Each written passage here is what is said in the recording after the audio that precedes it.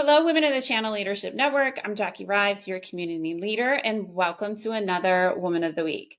I am very excited to get to know Shannon Scott, Director, MSSP Channel with Fortinet. Hi, Shannon. Thank you for joining me today.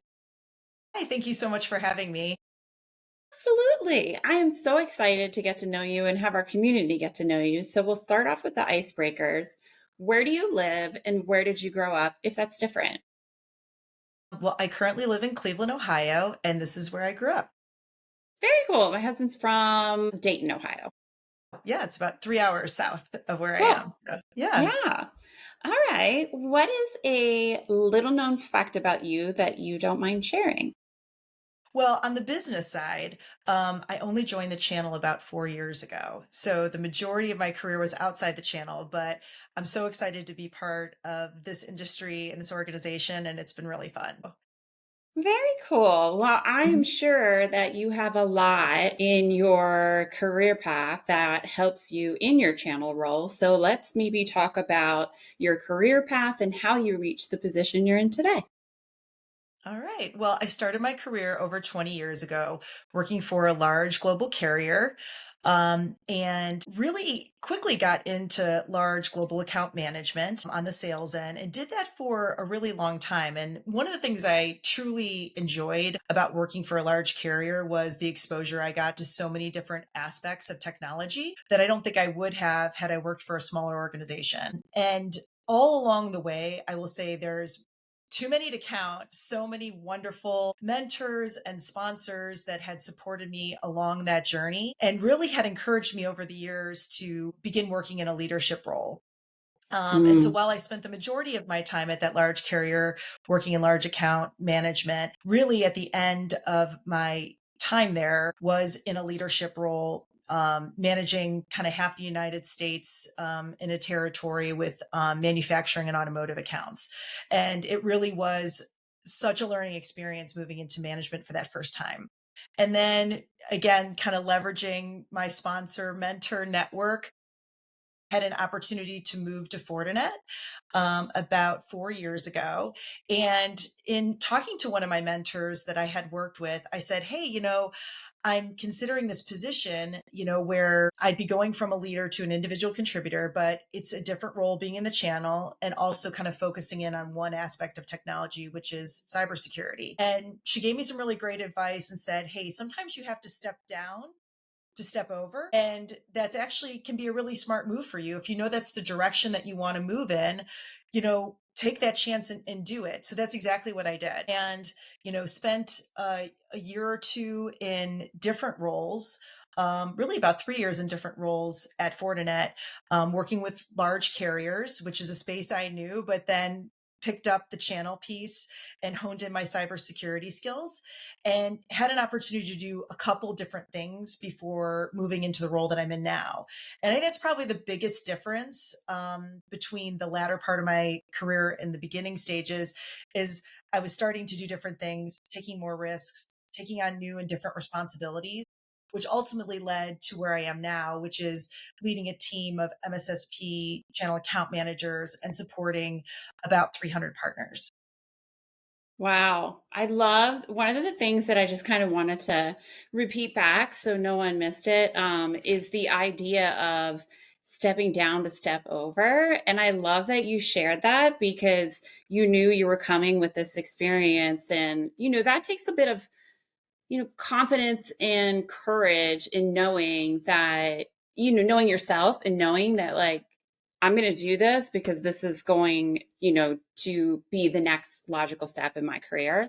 And I love that you also talked about sponsorship and mentorship coming off of Women of the Channel West. So much conversation about that. Very cool. Well, you mentioned being a leader. So if you don't mind sharing with us, how do you continue to grow and develop in your leadership? Yeah, and I think this is a challenge, I think for a lot of different folks. I think having challenges myself, like continuing to challenge myself and move into different roles. I don't get complacent. I think that's Mm. a huge piece is I don't settle into kind of one thing. I'm constantly trying to learn and improve.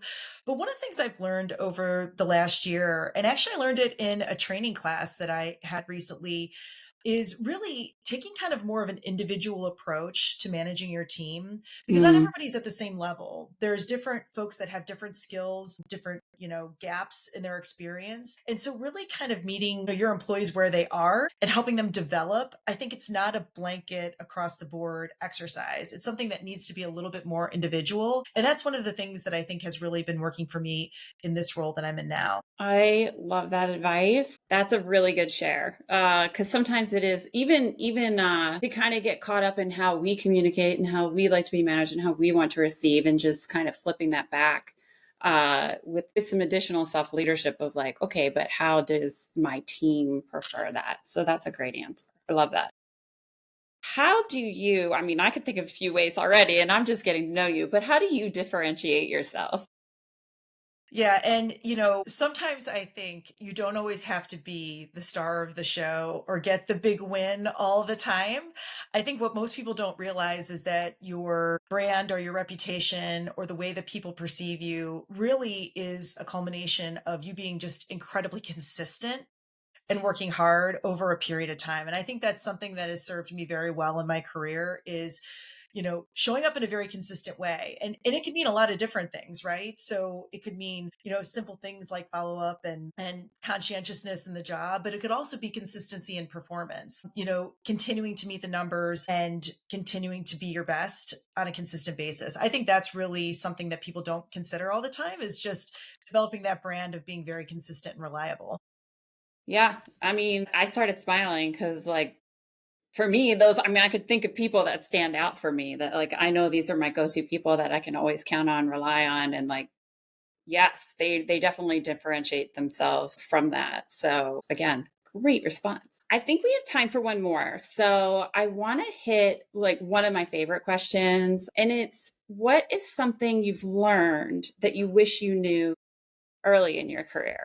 Yeah, and I think this is a good one. And I think a lot of people fall into this trap, is just because you're really good at something doesn't mean that you have to keep doing it for a very long period of time. I had so many people early on in my career give me advice, reach out about opportunities that were great, but I was really heads down on what I was doing and really didn't look up and Hmm. really wasn't intentional about where I was going with my career. And it wasn't for a lack of other people intervening. It was really me. And I think that in the latter half of my career, starting out, moving into management for the first time in the last organization I worked with, and then continuing to now, I've done so many different things and I've learned so much more, and it's been a lot more fun.